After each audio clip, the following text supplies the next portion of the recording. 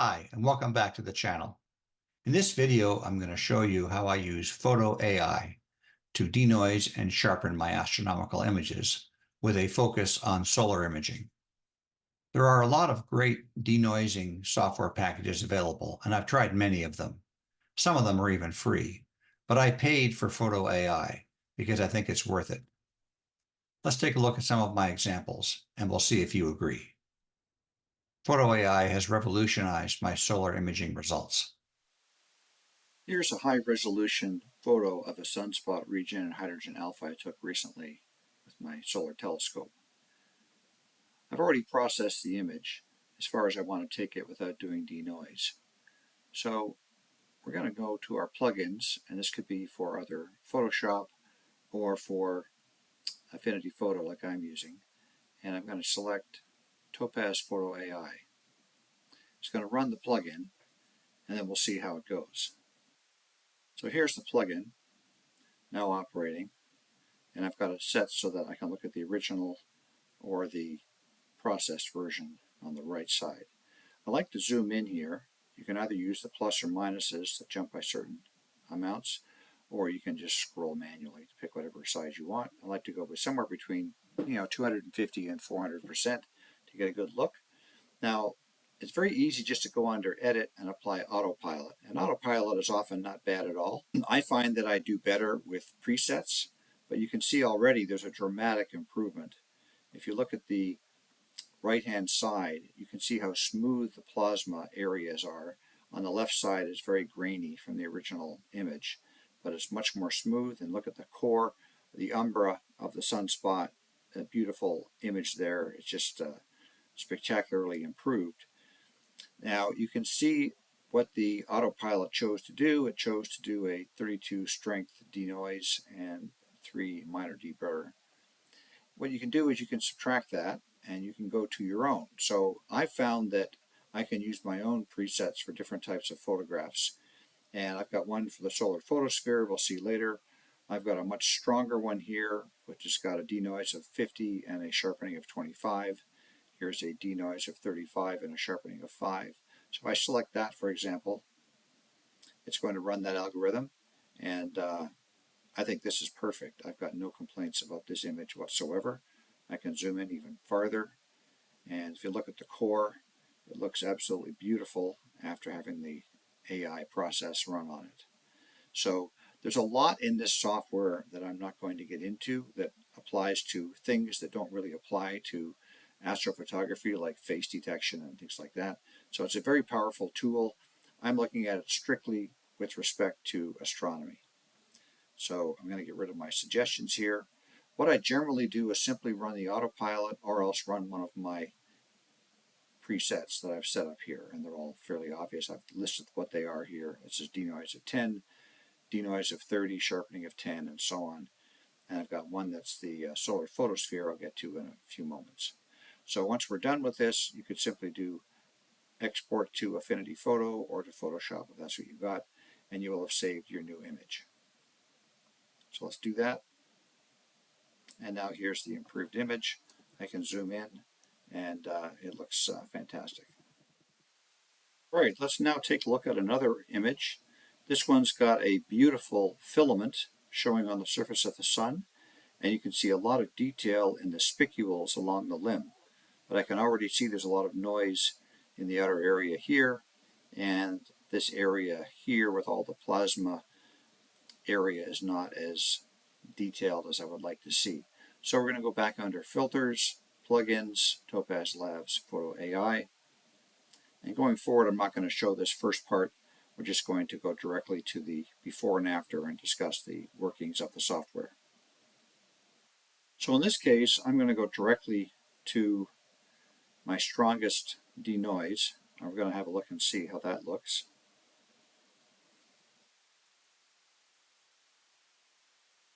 You can see right about here there's a little artifact been created because I've gone pretty strong with my denoise algorithm. So I'm going to reduce that, and we're going to try 30 and 10. That's improved, still small a bit there, but that has improved. Let's take a look at the limb and see how these spicules look. Well, you can see this area here is far improved on the right, and the spicules do look better on the left. This is a bit of a personal preference situation. We could also ask it to do its own autopilot and see what the software decides is best. Again, if you don't want to mess with your own settings, you can get a pretty good result just with the default. In this case, it chose 30 and no sharpening. So I can look at one of mine. I've got a very simple one here, which is denoise at 10, very light denoise. I don't like that as much. I think certainly it's better here on the limb, but I don't think there's enough detail being shown on the surface. So I'm going to go to 30 and 10. Again, I got a 400% increase. So if I drop this down to something more reasonable, like 180, I think you'll see this is a much better picture. So that's a good example of where I could leave this one. Let's take a look at another image. Right, so here's the first photosphere image I'm going to show. This is without any changes whatsoever. This turns out to be an APOD that I won, the Astronomy Picture of the Day from NASA in May of 2023. And we're going to apply the autopilot to this one. And I find that the autopilot here is not bad. I'm going to zoom in a bit more.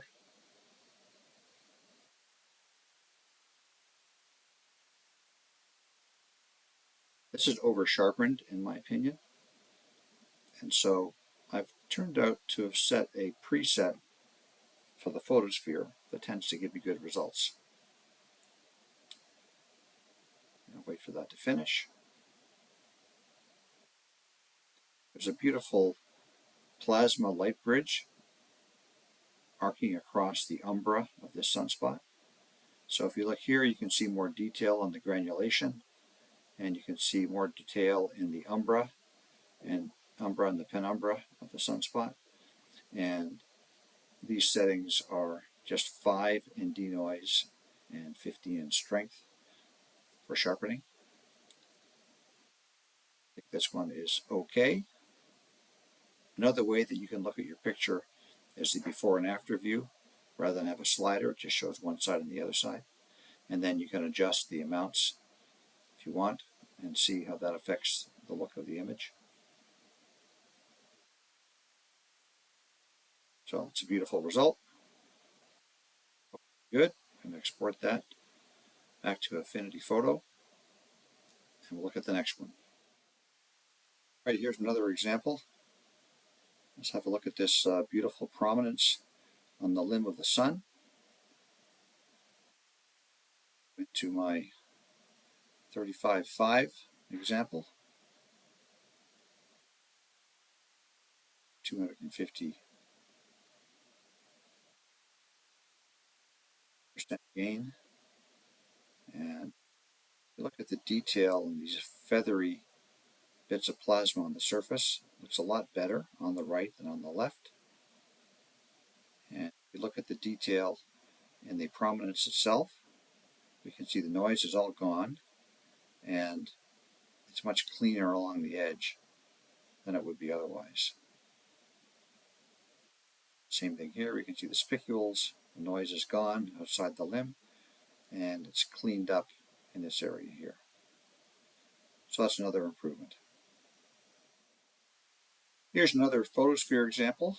So I'm going to go directly to my photosphere preset. You can look at the side-by-side view. Processing here.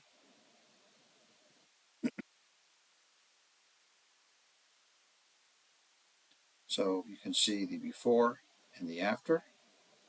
We'll take a look at a different view. Maybe increase the gain a little bit.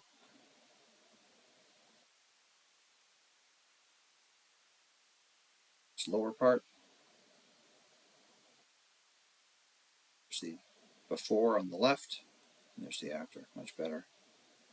I zoom up to the top part. You can see much more detail in the granulation here as well. So this one's definitely an improvement too. This was a really interesting one. Try the autopilot on this one. We had an arcing prominence with kind of a crown on top, which I've never seen before on the sun, which was pretty interesting. Let's go up to about 300%, and we'll take a look. Unprocessed on the left, processed on the right. This looks much better. Compare that. It's dramatically better. Now, just to see what the algorithm chose, it chose 30. So I can compare that to one of my presets, 30 and 10. So you can see once it removes the noise here.